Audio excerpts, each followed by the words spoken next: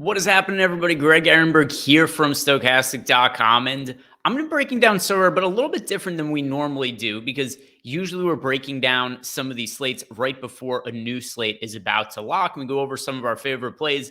But I'm going to be doing some planning ahead here. So I'm going to be going through some recent injuries that we've had in the NBA playoffs, who the players are that benefit, and how these players could potentially have some longer-term value. And the ones I'm going to be focusing on the most right here are going to be Giannis Antetokounmpo, who is currently doubtful to play on Wednesday at the time that I'm recording this, and then Ja Morant, who is questionable, but at least per him, is in a significant amount of pain, which could mean a couple of things. Number one, he might not play today, but then another thing that could also happen, he could play and either be less effective, or he could just play and then not be able to play his normal amount of minutes. They have to go to somebody like a Tyus Jones more often. So I'm going to break down some of the players that I think could benefit the most from these scenarios, and also pull up our current projections, which are going to be including some of the current situations over for Sorare. And if you guys haven't checked out Sorare yet, go sign up using the link we have below. Because if you do sign up using our link, and it's totally free to sign up, but if you do decide to go and purchase some player cards,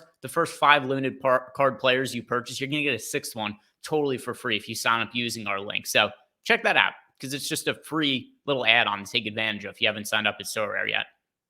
But let's start by talking about the Giannis situation because he's doubtful today. So that does make him much more likely to end up sitting the game than what we would see out of Ja Morant today. My current assumption is that Giannis will not play. And we also don't know what this means for long-term of Giannis. He was originally hurt during game 1. He tried to come back, and it just didn't go all that well. So he gets hurt, falls fairly hard on his back, goes to the locker room, comes back and plays like a minute, and then goes right back into the locker room, isn't able to finish the game. And then we find out for today's game, he's listed as doubtful. I don't know what this means for the long-term health of Giannis for the rest of the playoffs. What we do know is who benefits from Milwaukee when he's off the court, and that is primarily Jrue Holiday and Chris Middleton. So we look at the Sorare scoring per 36 minutes. Chris Middleton scores about an additional 5 Sorare points per 36 minutes with Giannis off the court. Jrue Holiday, an additional 4 fantasy points. But overall, both of these guys, Jrue Holiday, 46 fantasy points per 36 minutes without Giannis on the court. Same mark for Chris Middleton, 46. So looking at some of the prices for these guys, we've currently got Chris Middleton is sitting at 33 is his current last 10 average for Sorare. And then we've got Jrue Holiday is priced at 38. So considering the current salaries, I would make Middleton a higher priority just because he's cheaper, right? And this is going to change. If Giannis is to miss an extended period of time, we will see Middleton get to be more expensive. But at least for now, I think Middleton, considering his cost is 5 less, both these guys are really good values in the absence of Giannis, but I do lean towards Middleton a little bit more, just considering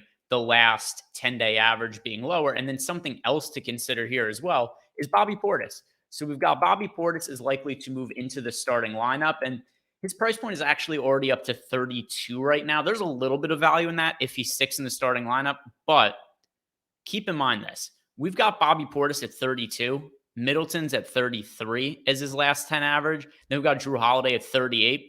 So Bobby Portis definitely benefits from the absence of Giannis, but the price is already there to an extent. So I'm not going to be prioritizing him in quite the same way that I would be prioritizing Jrue Holiday or Chris Middleton. If we look at Brook Lopez, who also benefits, but to a lesser extent, same deal, where his last 10 average is 34. You'll see right now, just because the situation with Giannis, our value column does have Brook Lopez as being somebody who rates out positively. And if you guys haven't watched my videos before, and by the way, these projections are totally free over at Stochastic.com.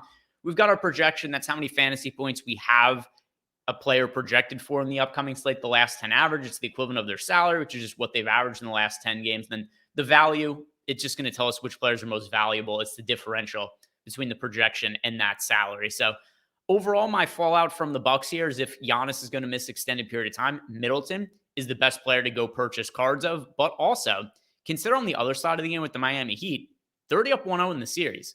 If Giannis does end up getting ruled out for extended games, look at the Heat side of the game. This makes the Bucks defense less effective, but also really important.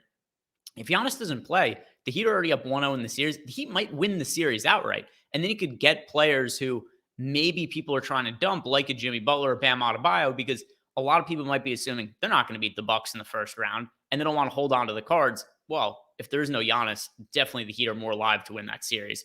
So now let's talk about the Memphis Grizzlies. And the Grizzlies are dealing with another injury situation mentioned at the top. Ja Morant is out. Or sorry, I should say Ja Morant is questionable, but he was out towards the tail end of last game.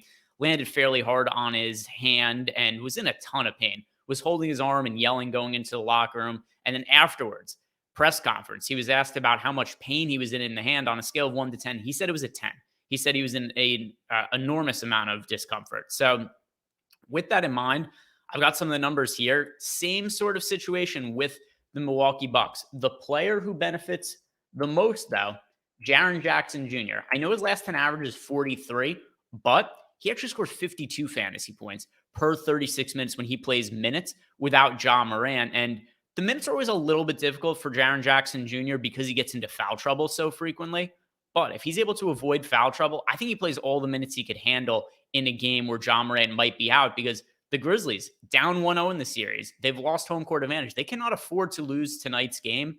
And if they do end up losing that game and Ja Morant sits, you're going to need guys like Jaren Jackson Jr., Desmond Bane to play massive amounts of minutes going forward. So Triple J is somebody to consider. And then Desmond Bane as well.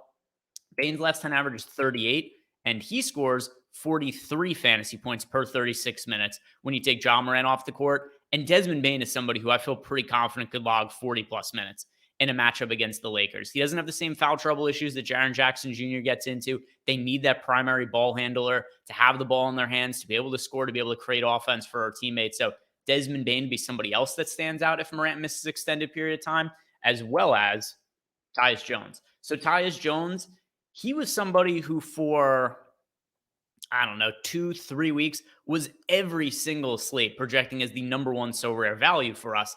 And then what ended up happening was, we got Ja Morant back into the mix. So the price had reached a peak for Tyus Jones because he had all these big fantasy games in the last time Ja Morant was out. Because remember, Morant was away from the team due to his issue of him posting the video on Instagram that ended up having him take time away from the team. So Tyus Jones started for an extended period of time. Tyus Jones has crushed as a starter this year, averaging close to 40 fantasy points per game. So with that in mind, if Ja Morant is going to be out, Tyus Jones is going to start, and he's just woefully undervalued in that kind of scenario. So he would look great. And then just like I said with Giannis as well, if Ja Morant misses time, the Lakers are very live to win the series. They're currently betting favorites to win it. If Morant isn't able to play, players like Anthony Davis, players like LeBron James, the Lakers become primed to make a playoff run this year if Morant isn't able to play. And they would be worth buying some cards of as well, because the way these contests work throughout the NBA playoffs, well, you need your players to be around in order to build lineups with them. So some things to take note of and take advantage of, depending how the injury reports work today between players like Giannis being doubtful and then Ja Morant being questionable. So that is going to do it for me today. A little bit of a midweek update just on what's going on with NBA injuries and how they impact the so rare slates. If you guys haven't done it yet, do me a favor, like the video, subscribe to the YouTube channel. And don't forget, if you haven't signed up at So Rare yet, use the link we have below. You can sign up using that link, and when you purchase 5 limited player cards, you get a 6th one totally for free. That does it for me. Good luck with all your So Rare contests this week, and enjoy the basketball games.